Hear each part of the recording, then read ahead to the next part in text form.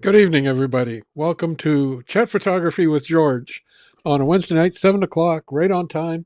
And guess what? Tonight we're live on Facebook as well.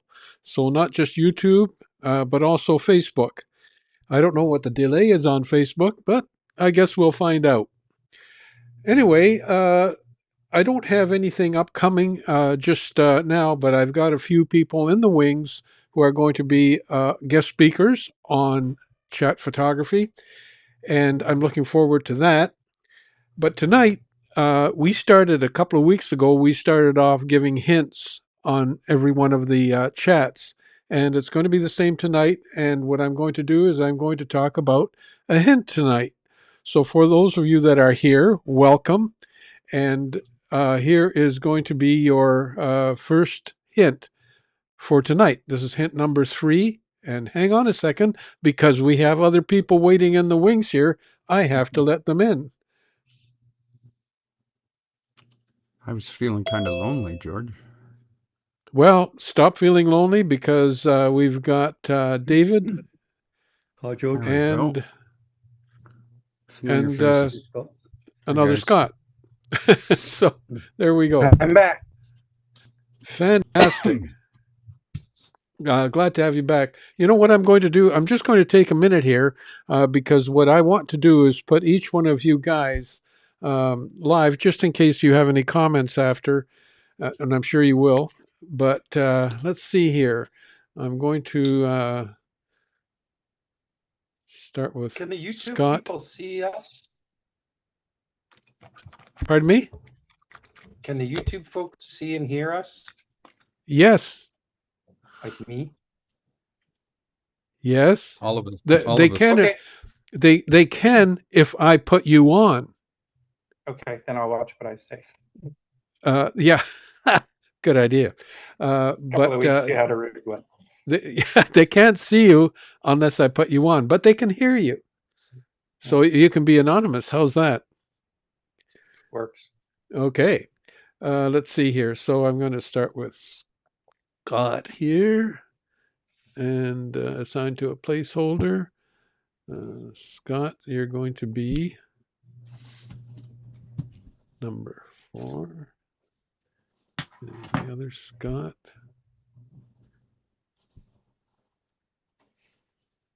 Number 3. And number 5. I think I've got everybody now. And if I don't, I'll work on it later. Anyway, let's carry on with our weekly hint number 3. And tonight, our hint is going to be focusing your viewfinder. Now, I know for a lot of you, this is very, very basic stuff, but you'd be surprised how many people that I have talked to, especially students who are just getting into photography, don't know anything about this. And they've been suffering through out of focus viewfinders. So when you're focusing a viewfinder, well, let's see. I'll show you where mine is for the adjustment for the viewfinder. There's my trusty camera. And on the back here,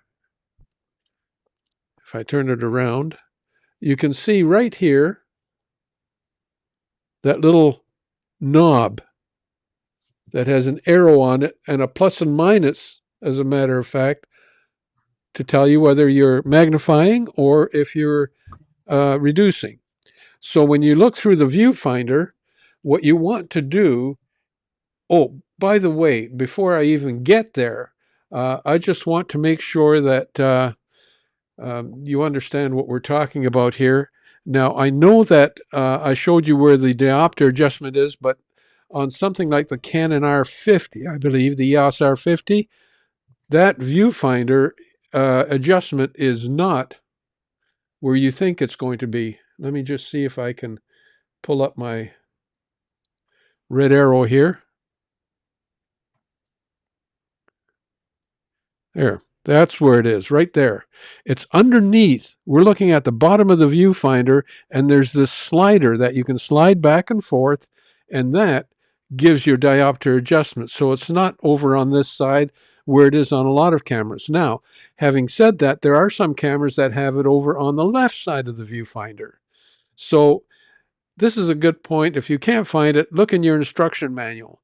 On the other hand, if you don't have one, if you don't have an adjustment for the viewfinder, you can actually get eyepieces that have plus diopters in them so that you can slide that piece right on and they become part of your cushion on the viewfinder.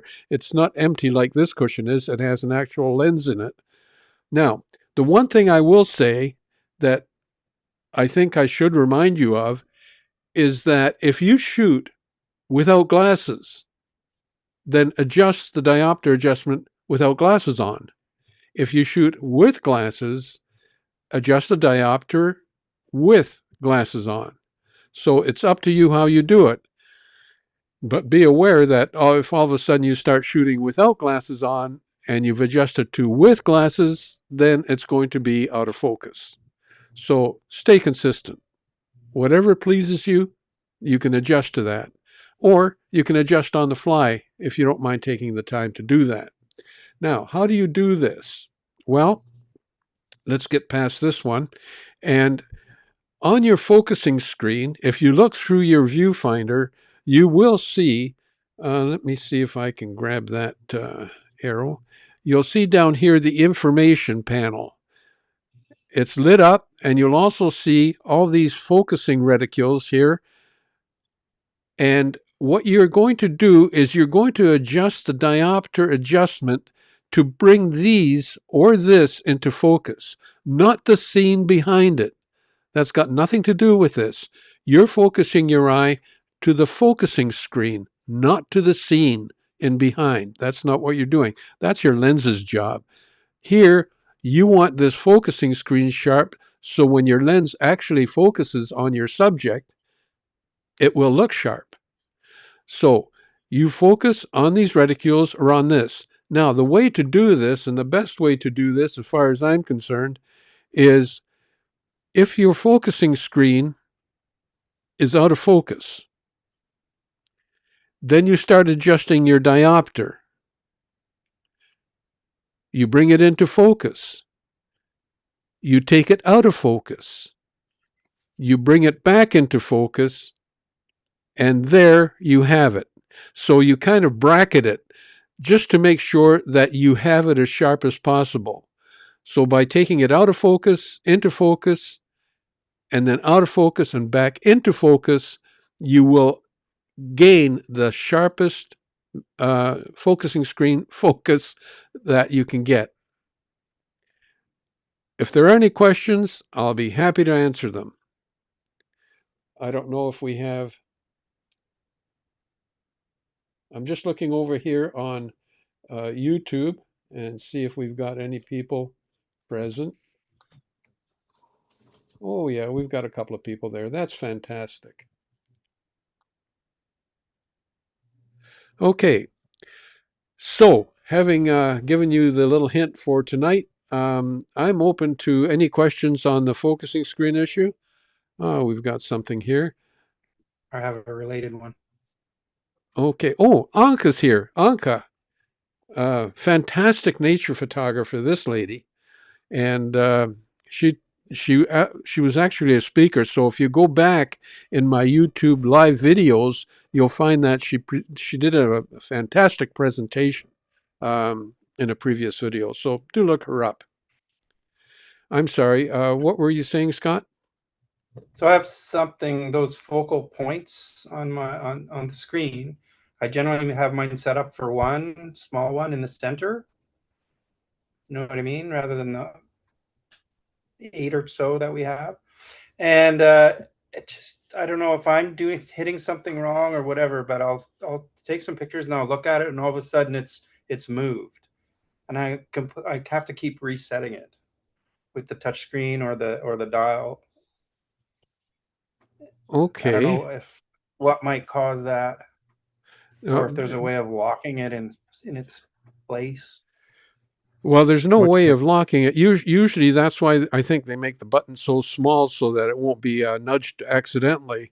And usually, they're not that simple to turn. Sometimes you need to use your fingernails on the rough surface of the wheel. But yeah, I'm not No, sure. you're talking Go about the ahead. focus point moving, right? Yeah, the focus point moves Oh, Yeah. I'm sorry. seemingly The- seemingly randomly, and then I gotta like open my screen and What you what know, camera the zoom. what camera are you shooting with, Scott? It's an EOS RP Canon. Oh, the Canon one. So not. Yeah, the Canon one has on the top right hand corner on the back, it has what looks like a little checkerboard.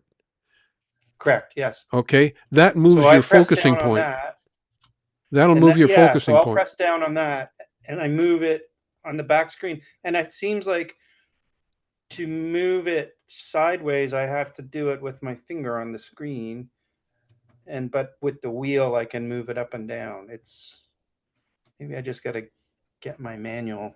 Yeah, I think you should have a look at your manual because with that button, you should be able to move it up, down, left, right, wherever you want to move it.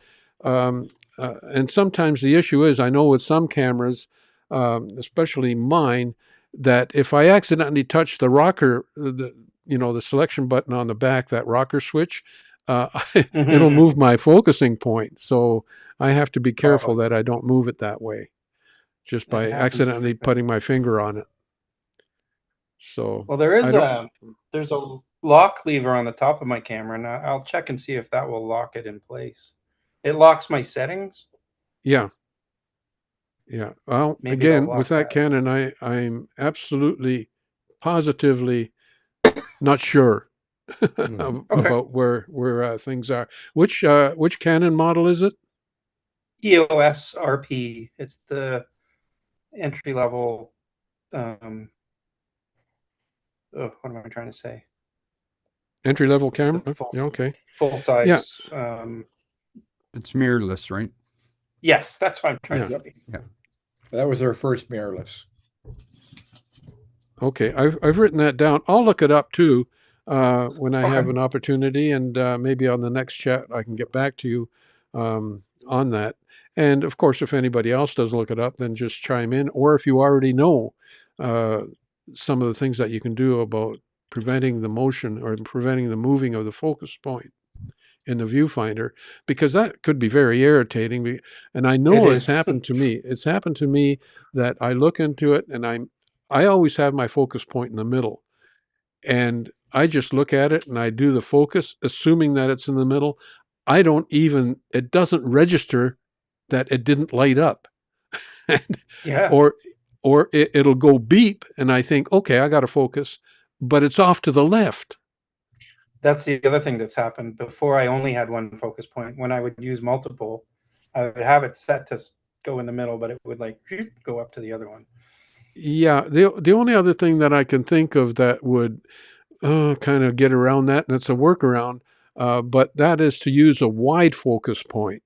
And I don't know if your Mm. camera has that, but it uses Yep. a majority of the screen, and that doesn't move around. So Yeah. yeah, okay. So that Okay. could be I'll something consult the I'll that would consult the work book for of you. Canon. Yeah, but I have the same problem of mine. It suddenly moves. But what I do, I've got a Nikon, but you have to press the button and it centers it again. Oh wow, that's nice. Yeah, the back focus button. Yes. Yeah, Yeah. but it is Hmm. irritating because you say Yeah. you've Yeah. got it in center and then the next picture it's moved for whatever reason. It's crazy.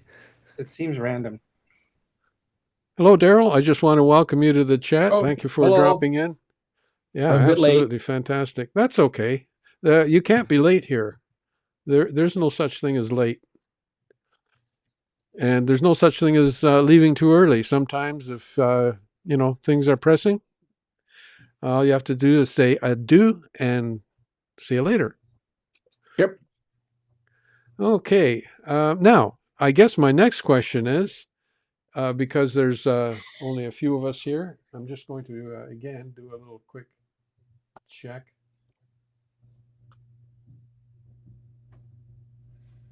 Okay, we have some comments coming in, and I guess it's from Anka.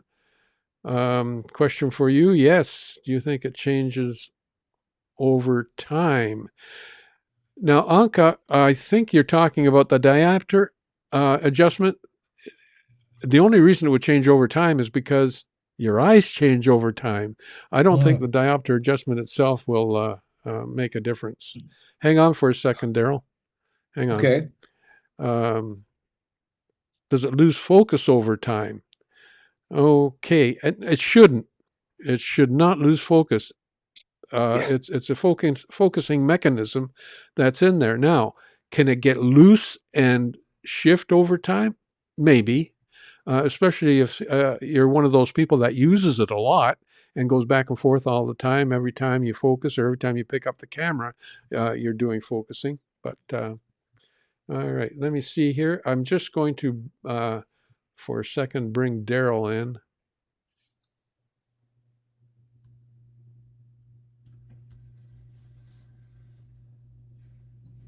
And Daryl, let's see, do I have you?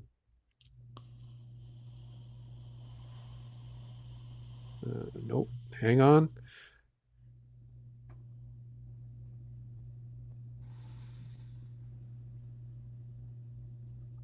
Okay, Daryl. Okay. Yes, an answer or a comment on Anka's question. I shoot with a lot of vintage manual lenses, and I adapt them to my R5. Anyway, last week, I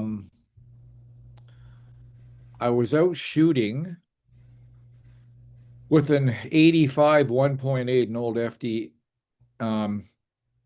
85 1.8, and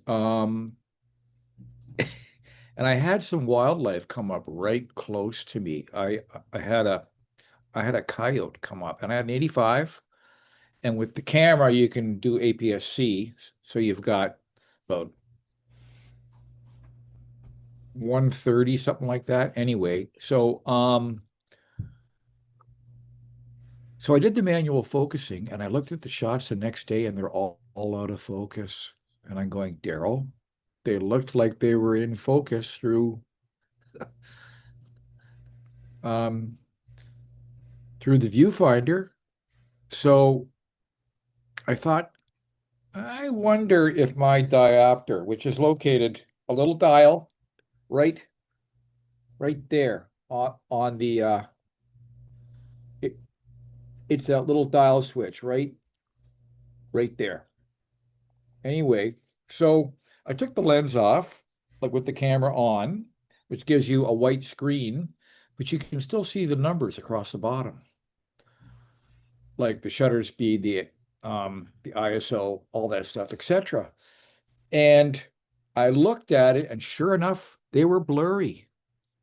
So I turned the dial, of course, and found until it was sharp again. And that's a bit of a, because like, one click here or one click there, you can noticeably see it a little bit. And I do it like this. So I'm looking through my eye, not through my reading glasses. And I got it, and I put the lens back on, and I did some more focusing, and sure enough, sharp is like tack sharp, like really nice. So so I thought that this little dial moved somehow when I was putting the camera like into my bag or something, rubbing up against like the side of an inside of one of those little partitions inside, and that's how it may have happened. So I think there is some wisdom in checking your diopter focus periodically. That's my thoughts, Anka. Oh, absolutely. Yeah, you're right. And like I mentioned in the beginning, that you should be focusing to your screen and not to the scene behind it. And that way, when your camera lens focuses on the scene, it will look sharp in your viewfinder, which is a good thing. I think that everybody likes to see a sharp image when it in fact is sharp. There's nothing more disconcerting than hearing and seeing your lens focus on a subject and it's not sharp in the viewfinder.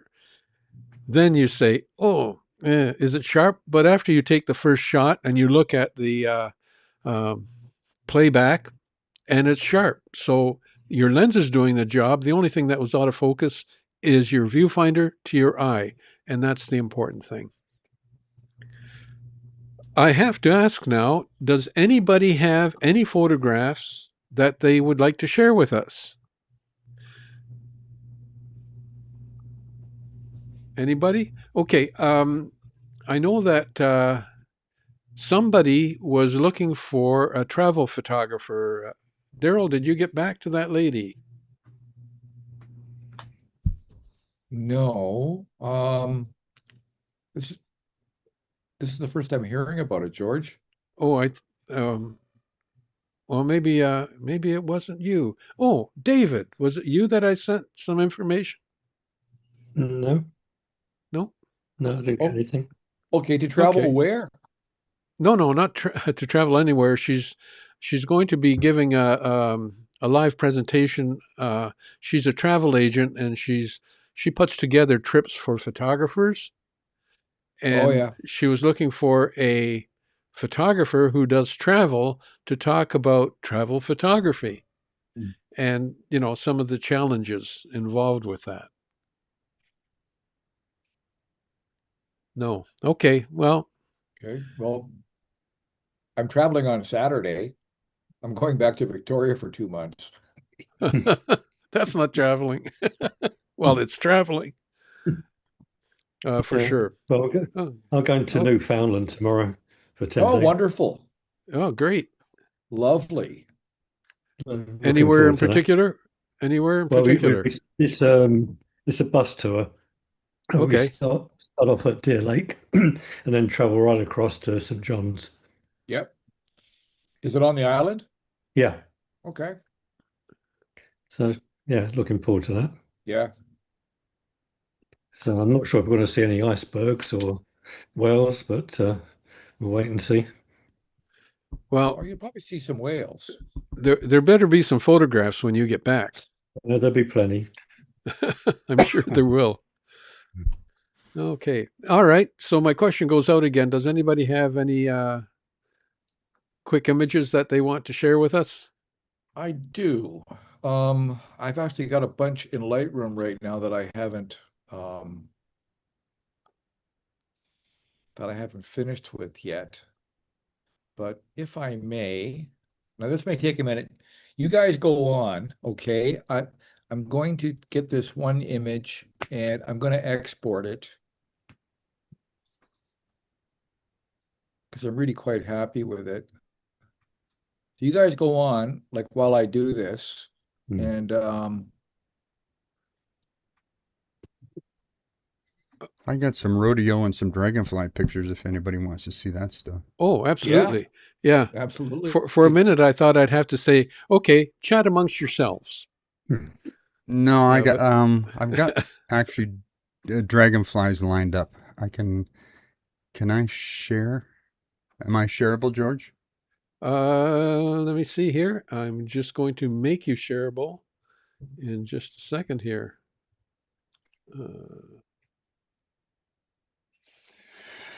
Let's see. The best way to do that is let's see. I think if I. Well, you're shareable now. Okay, and I push the button after. Okay, share. Now you're seeing my. Oh, I gotta move you guys a little bit. You're seeing my Photoshop. Yes, I Go am. back to bridge. Let me make these just a bit bigger. The way we do it, me and my buddy go out at sunrise, and we find our dragonflies, and we do move them. We do move them to different props, right, to get the best pictures. That's why it looks like there's. Oh, we found all the same ones. Well, no, these are. Ooh, I like that. Are you all seeing that? Yeah. Oh, yeah. Good. Yeah. That is also a focus stacked image. Probably Wow. 5, 6, 7, 8, something like that. Minimal. I don't do a lot of editing on these, so there's no need to. It's usually highlights and shadows a bit and some cropping. And that's really about it. Maybe warm it up a touch. That's about it. Yeah, lots of detail. Cool. What lens is this with, This is Scott? with a Nikon 200 micro. Yep. On a Z8. Yep. Yeah, so this is what I've been doing for like 30 plus years. This is my thing. This is my favorite type of photography. Absolutely. So are they fairly sort of dopey at that time in the morning? Well, that's why we go at sunrise, because they can't move. And we try, and we have a reflector, translucent reflector just out of camera here. If you can see Oh my yeah, cursor. very good. Cool. And if you have direct sunlight on them, they warm up pretty darn quick, right? Defense mechanism. As soon as they warm up, they're gone. Yeah. So we keep the light is better anyways with the translucent diffuser. And there's also off on this side at about a 45 or less is a flash with an orange, a little orange gel on it to make it look like sunrise. Yeah. But it is sunrise. So it is at sunrise. Yeah. And that's coming from this side, from Okay. camera right, and camera left. We put an accent down there. You can see it all the way up here, and you can see it on the side, and you can see some of the orange. If you were to take it in Photoshop and pull up orange, you would pull the wings right up, right? Yeah, it's a technique this is a close-up of the one you saw before. This one you can see a little more of the orange. That shadow is because the flash is over here. And you can see this highlight here is created by the translucent diffuser inches away. Beautiful. Yeah. And that's a stacked image too, right? But you look at all the detail and colors, and there's always, on the green darners, there's always a face, right? There's two eyes and a mouth going across there. Sometimes it looks like they're winking at you and everything else. And you can see the little hairs on their neck and the spines on their feet and everything else. To me, it's the details. It's all about the details. So, right? Which lens were you using here? This is the Nikon 200 micro. Okay, and Yeah. how far What's away? a micro versus a macro? It's how long are my arms? 2.5 feet. Yeah, 2.5 feet away. 2.5 feet away. Yeah, and you're like I thinking can okay. probably, pardon me, I can show you the original is wider, of course, and I crop it in a bit and tweak it a bit, but I find you get the best backgrounds with the 200. I've got the 100, but the 200 is much better. Yeah, and it's like sharp as sharp gets, right? Did you say that you actually moved them around? Oh, look at the water droplets. Yeah, and you really, so to get it on here, it was on here. Which one was first? I think it was on here first. Then you take this and you just kind of put it across their nose, and they do this, and then once they get their front legs on it, then just keep going a bit, and it will crawl over and get on here, and then you have this there, so you have the same kind of thing going, right? And you see every little hair back here, and like I said, you comment on the water drops, and yeah, that's the thrill, is all the, and that's a single shot. Yeah. Beautiful. So yeah, that's what we we like to do. That's what we're known for. I'm gonna just Okay, while you're doing that, Scott, I'm just going to answer a question that Anka had, and I want to make sure that I'm going to put it up. And her question was whether I recommend shooting with both eyes open. I used to shoot with the left eye closed, but more recently I've switched to both eyes open. Okay, here's my view on that. First of all, whatever makes you comfortable. Secondly, if you're a photojournalist and you're out in action situations, yeah, both eyes open. That's the way to go. That's the way they shoot. Why? Because obviously the one eye is looking at the scene through the camera, whether it's a video camera or a still camera, doesn't matter. But the other eye is open to make sure that they're catching anything else that might be worthy of a shot, or catch anything that might be coming at them. I think that's just as important. So you have to be aware of your environment if you're a photojournalist, and consequently both eyes open. If you're a studio photographer, I always shot with a disengaged eye closed. So that's just the way I operated. I did, for a while, practice having both eyes open. It takes a while to get used to it because the scenes kind of flip back and forth, but you really do get used to it. And I think as a nature photographer, maybe both eyes open is a good idea too, depending on your environment. And you might see something with the other eye that would be worthy of a photograph, so you can switch over real quickly. I don't know. So it's really up to you and the situation you're in and what you're comfortable with. So, Anka, does that answer your question?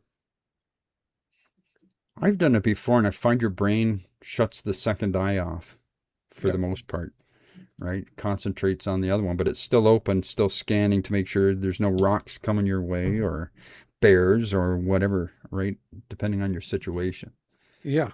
Always something going on that could be a problem, right? Individual preference, right? I kind of use a judgment upon three criteria. If I'm doing some studio type work, like I was yesterday here, I was photographing people using a flash, off-camera flash and bounce flash. I will use both eyes open to make sure my flash went off, like to be able to see the thing go off. In fixed studio stuff, like when you're on a tripod, etc., I just use one eye to concentrate on the frame to see everything that is, and do check off all the boxes for what's in the frame, what I'm trying to accomplish. And yeah, for wildlife, like to keep both eyes open is to be able to see the situation, what's changing around it. It's also useful for panning, something like a bird flying through, you know. Anyway, that's my thing on it. I use both. Okay, Or none at so all. Or none at all when I've just tethered a camera to my computer, you know. yeah. Yeah. Now, Anka came back, and in the meantime, another guest came in with a question for people who are wildlife photographers.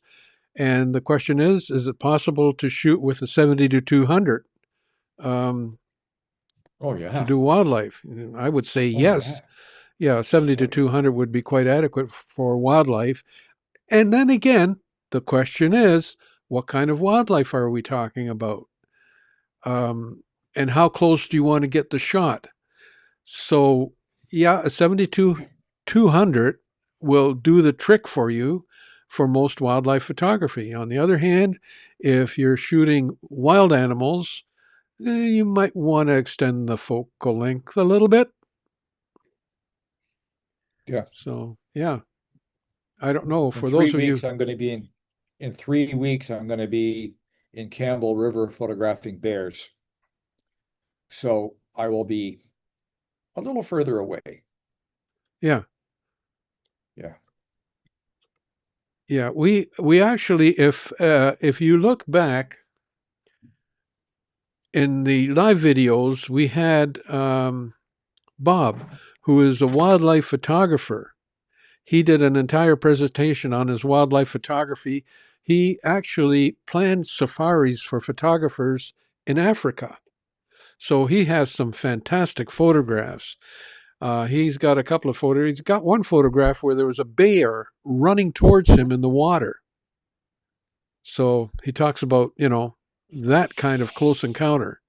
But if you've got a longer lens, it puts you at a little bit better distance from that kind of wildlife, I think.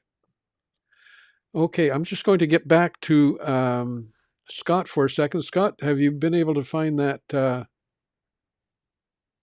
presentation got you the were looking rodeo. for? Okay, I got good. the rodeo up. All right. There we go. You can see that. Yeah, the Yep. object is not to knock the barrel over. She Knock knew the it. bear. Don't knock it over. She knew it. She realized she did. And this is, for those who are around this part of the world, it's on the other side of Hamilton, up in Rockton, just off Highway 8. The Ram Rodeo that comes through. We went there. It was, and you talk about lenses and wildlife and everything else, and it was this is with a Tamron 50 to 400. And this is at the other end. We're at the one end. This is at the very other end. So it's cropped in a bit to get rid of as much of the signage. That's the problem with rodeos, is the crap along the fence, right? And then in Lightroom, selecting the background and then darkening it a bit, probably by 3/4 of a stop. Some people go a little heavy on it and it doesn't look natural, but I just want to darken it to keep the focus on the rider, right? Or whatever they're doing. I want to keep the focus there. So that's more processing than my bugs.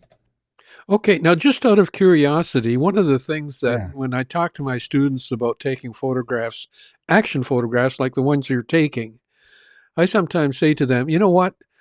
Try a long exposure and see what happens. So, do you have anything that is like super blurred on these guys? Not on purpose. Okay.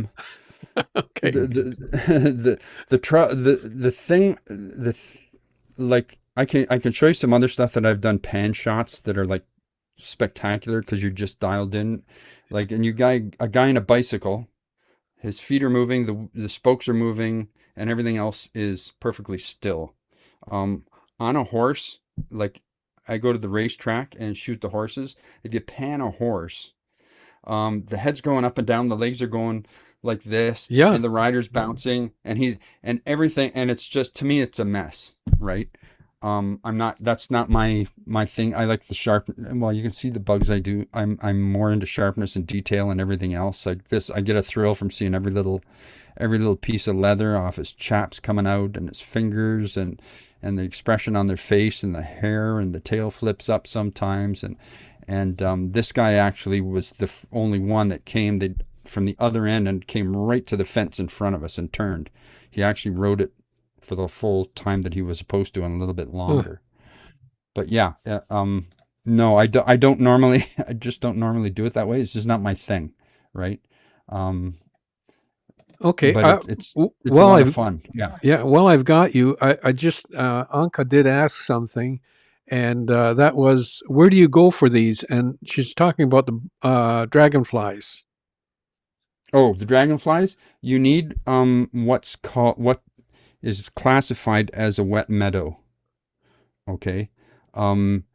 So you can get them in like what's classified as brown fields. You'll find butterflies and stuff. You need some place that's got some water, preferably not stagnant, but very slow, that creates a lot of mosquitoes. And the mosquitoes will bring the dragonflies. And if it's good surrounding, they'll lay their eggs and you'll have more dragonflies next year. So there's different places all over. Everybody lives in different places, and you'd probably be surprised where you can find them. Talk to people at your local nature club and that kind of stuff. They might be able to point you in the right direction as to where something is near you. That's the biggest question I get when we do this stuff is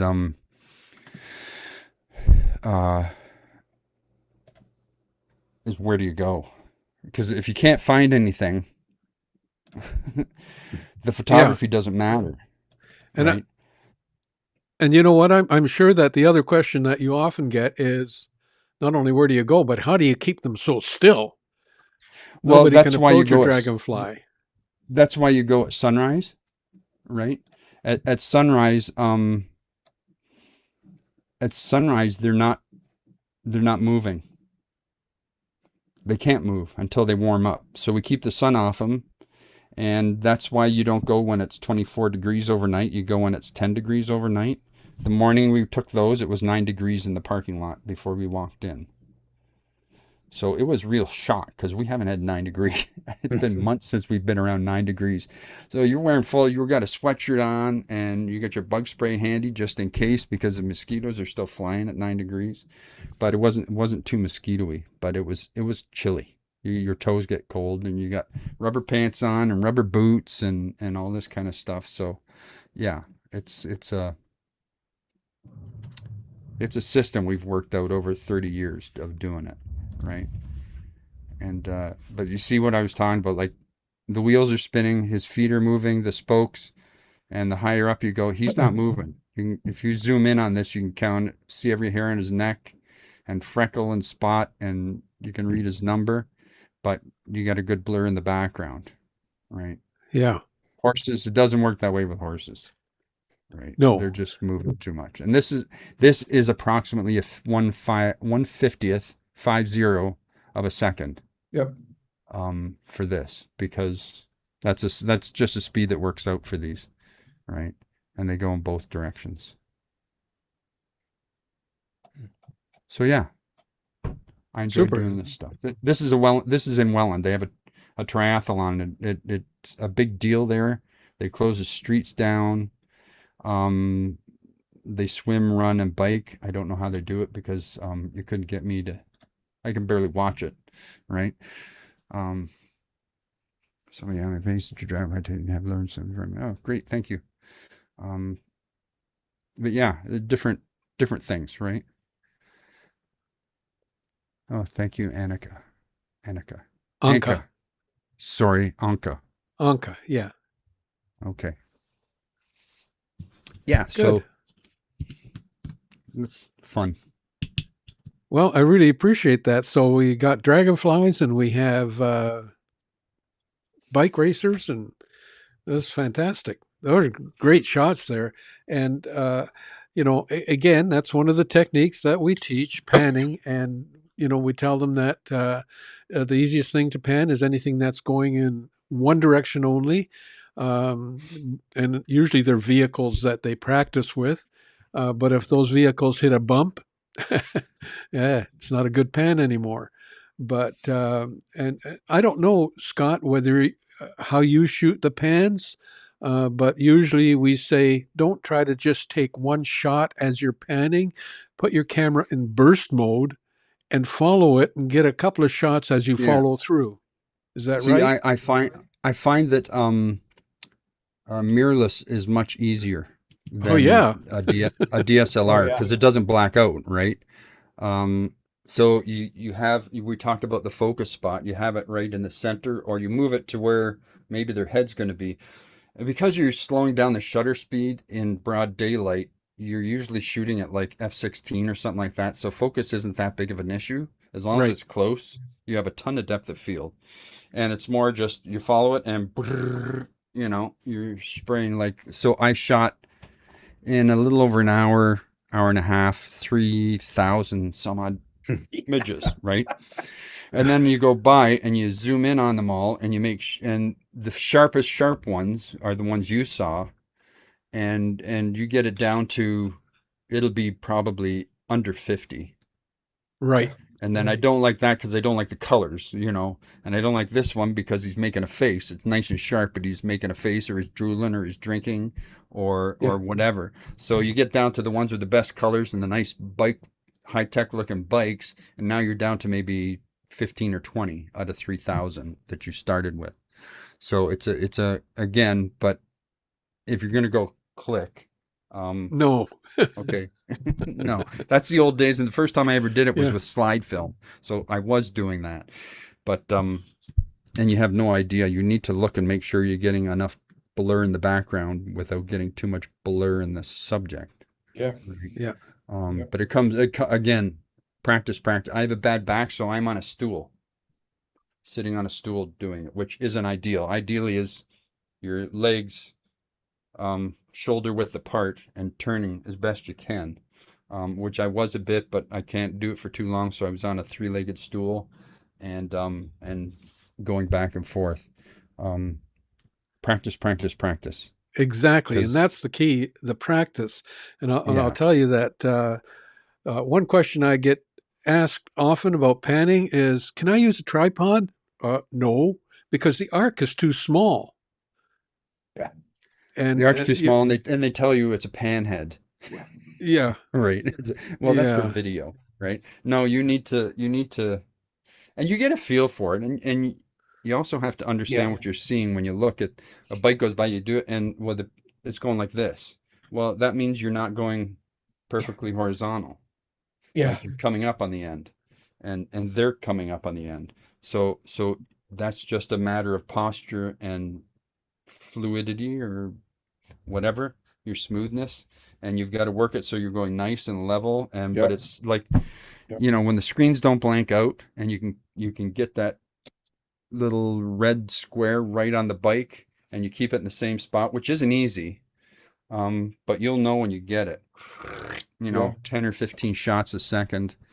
You're only seeing these. You're only shooting them for a second and a half, maybe. Right? It takes practice. It does. It takes practice, right? Yeah, Really a lot of absolutely. practice. And then you got, you know, you got to find a good background, and you got to go on a day when, Yeah. like those first ones I had where the guy was in the Canada suit. Well, it was still foggy out, and it was foggy behind him, and it looks really cool compared to the ones half an hour later when the fogs burn off and the lights are a little more contrasty, right?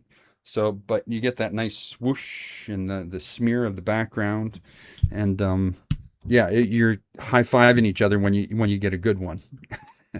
Right. yeah, But- I can see And that. then you watch. It's funny because the guys with the high-tech bikes, they come through first. And then you get ready to go when you see the overweight guy that looks like he took his son's bike from high school.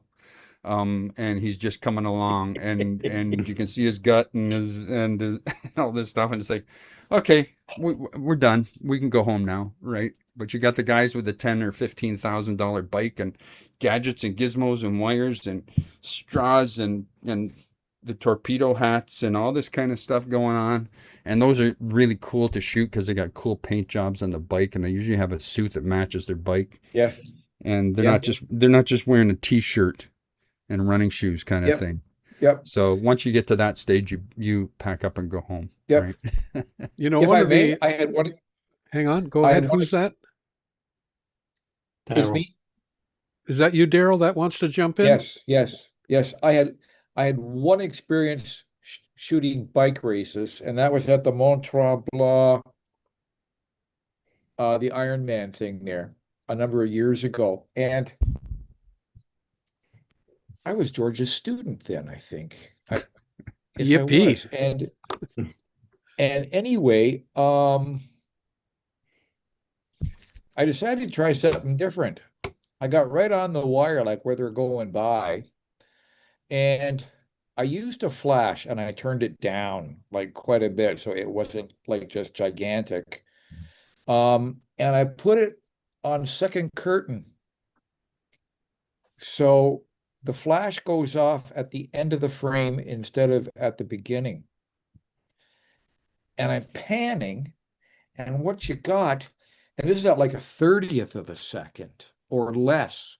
So what you get is you get the blur, but right at the end of the frame, like right when you're there, you go bang, and it's it's sharp and stationary, like right when he's at the front. Yeah. So he's got the streaks behind him. Yeah, yeah, Yeah, yeah, it's a yeah, cool yeah, look. I've yeah. seen that before. Yeah, that's a pretty Yep, cool yep, look. Yeah. yep.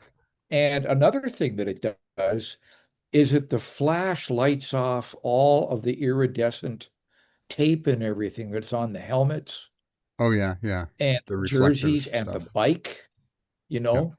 And so it turns into something looking pretty Different. spacey, you know. Yeah, That's yeah, cool. yeah. Yeah, I can imagine. And and here's the thing. Here's the beauty about photography is that there are rules, but then there are no rules. You There are can no ignore rules. all the rules and you can have some fun with it.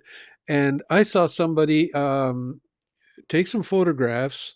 They were panning, and they were panning a car race.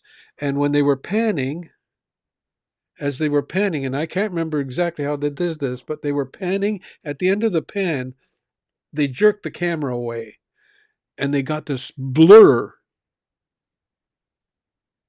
behind the car, and Oh, it was kind of weird, but again, that's without the flash, right? yeah. They actually get the car blurring the I think the hind end of the car was blurred. So it's interesting. So yeah, experiment, try different things, use flash if you're close enough, or if If you've they'll got let a you. yeah, if they'll let you. Yeah, there's nothing like flashing somebody in a race and distracting them. Yeah, you might not be popular after that. But and that's something else too.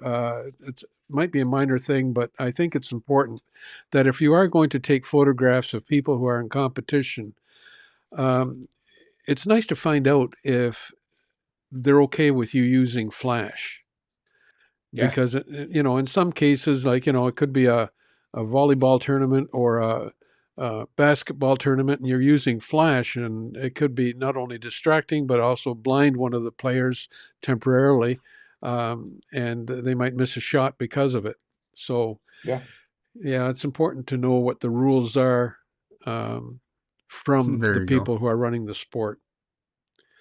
Yeah, I don't think it applies in rodeos. I don't think, but Scott, it I No. like might. that sign. I say again. This is a book by a guy named Derek Von Essen. No Okay, flash, please. hang on just a second, Scott. Let me see if I can get you in here. I can bag it up. Sorry, it's not sports, but it's music. Yeah, you're gonna lose the There it atmosphere if is. you threw a flash on there, right? Oh yeah, totally. It's all about the atmosphere and the stage lighting and the haze and the smoke and the So yeah, that book's all underground music in Toronto, 1970, 87 and 92. It's no that's cool. flash, please, because in clubs they wouldn't let you use flash. Yeah. Yeah, beautiful. Good Nice book. book. Yeah. I like the back too.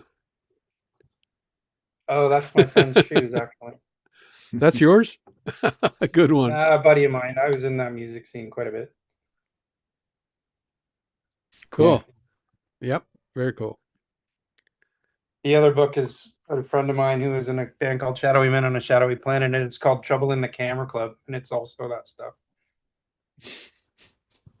Geez, I'd like to see some of those photographs you took back then. Yeah. Oh, I didn't take them. These are my buddies. I But would be playing the music. oh, okay. All right.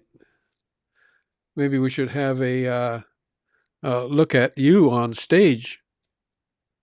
If we can find some, yeah. Yeah, I'm sure we can if I we take it really in try. that book there. I take it in that book. There's a lot of tri-X photography in there, eh? Like there's a lot of 400 ASA black and white. It's all black and white, Yeah. and I don't specifically know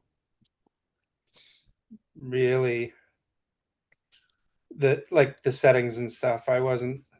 It's all film and that sort of thing. But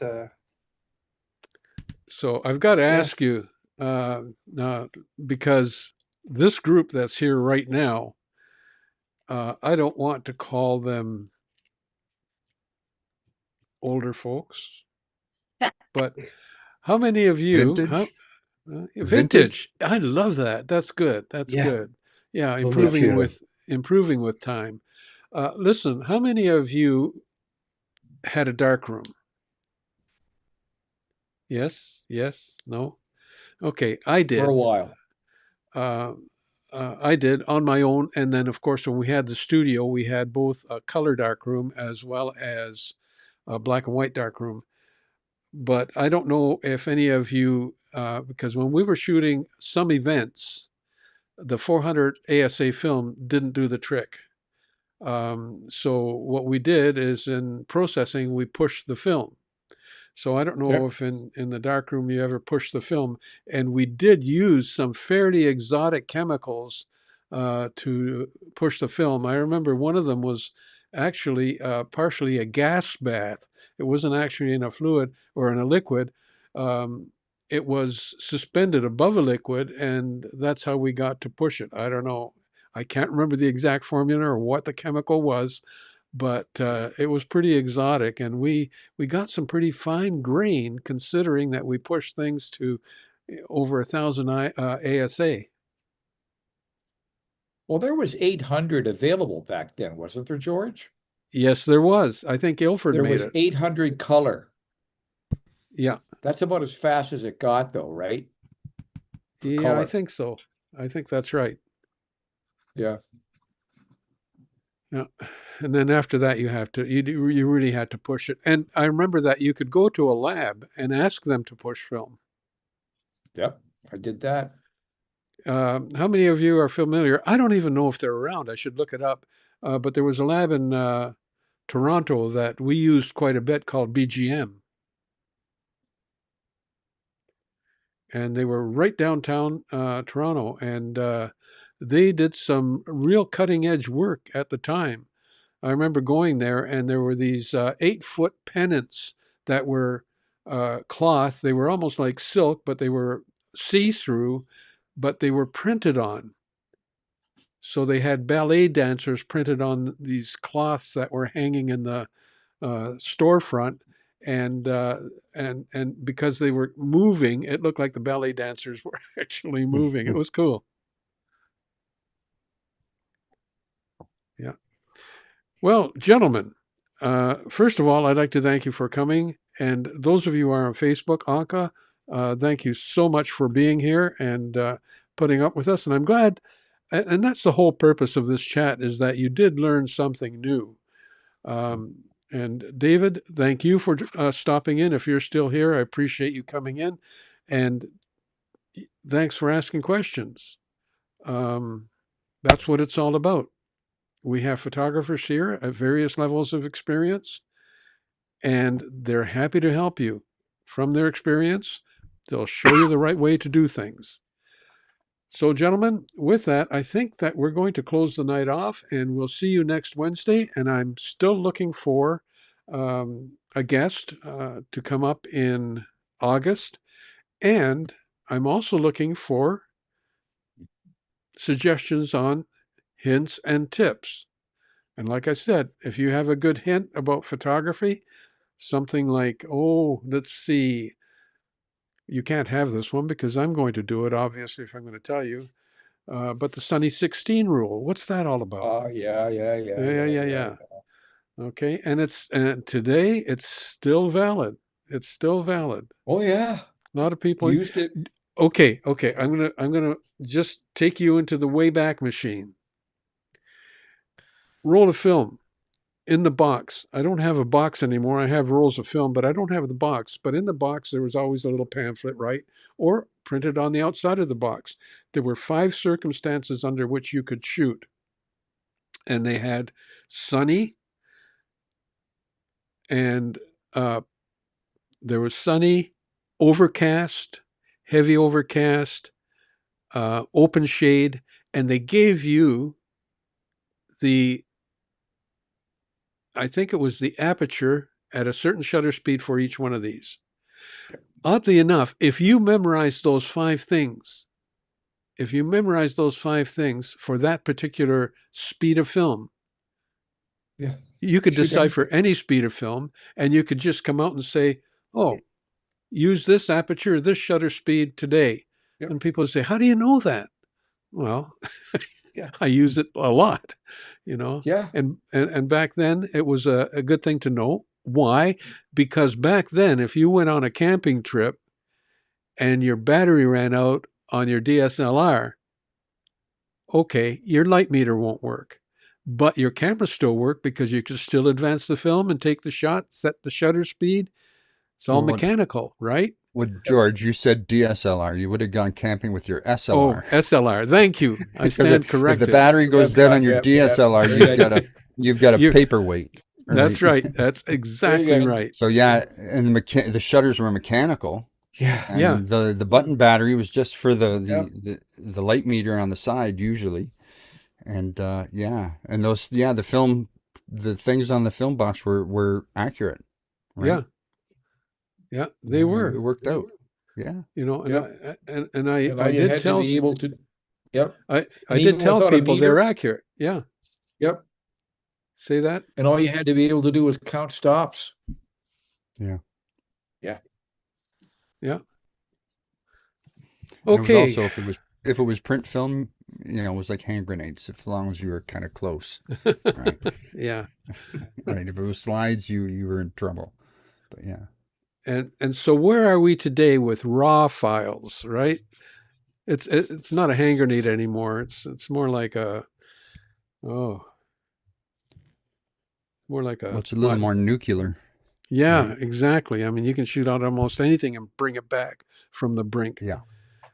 So that's the beautiful thing about today's cameras. Oh, I did mean to ask you something, Scott, and that is about when you're editing your shots that you were talking about, both rodeo and the dragonfly shots. Do you use the star system at all for grading Yeah. your? Yeah, good. Yes. Especially for especially the rodeo. I'll run through them in Lightroom and star them. Right. You guys all know what star means. Like you can give them a 1, 2, 3, 1 to 5. And then I'll go back and I'll work on the 1 to 5s, the stars that I selected. One of the things I do, like most stuff gets a 1 that I'm going to keep. I use a 3 because I know one of the cowgirls and I send her some of the pictures. I met her at a rodeo and, I saw her on Saturday and she goes, if you got some of me, send them. Okay, will do. And so then I can just hit 3 and I had 5 or 10 and I sent them up to her and she was just thrilled. But yeah, the problem I ended up with was I was starring them in Lightroom and I wanted to do some editing in Photoshop. Well, unless you have all these settings correct, the stars don't always carry over into Photoshop, into Bridge. But if you hit Control, I have a PC, if you hit Control S, it saves that star immediately to the meta file, and then it will appear in your Bridge data. So when you bring it up, you can sort in Bridge by the stars. And I was also processing in Lightroom the rodeo pictures. My nature pictures, I process them all in Photoshop. I find it just easier to do what I need to do in Photoshop proper, so I don't use the star system for those because I don't go out in the morning and shoot 3,000 dragonflies shots, right? just doesn't work that way. I can pick 2 or 3 and work on those and get them the way I want to. Did the same rules transfer to digital when... Oh, I didn't catch the end of it. When the transition happened. Yeah, I'm not sure what Anka's talking about here. It might have been a previous conversation. You know what? I think I would assume it's the Sunny 16 rule. But Okay. yes, it does. Yeah, Yep. it does. I've Absolutely used works. it that way. The only thing that's better is with digital, you have way more latitude. And if you're shooting raw, you have even more. So, and adjustable ISO and all this kind of stuff, you have so many safety nets involved that it's much easier to deal with. Okay, there you go, Anka. I hope that answers your question. And Hope we answered again, the right question. Yeah. yeah, that is absolutely. Okay, so that brings us to the close of our session for tonight. And I'd like to thank everybody on YouTube, everybody on Facebook, and everybody on Zoom who came in here and participated live and were willing to show their face. Thank you very much. It's all good stuff. So let me see. I'm just going to go to my end credits. And please, if you like this presentation or any of them, please give us a like. And also, don't forget, subscribe. Subscribe. Thank you. I appreciate it. So, to all of you, thank you very much for coming in and helping and giving us some wise advice. Thank you again. Good night.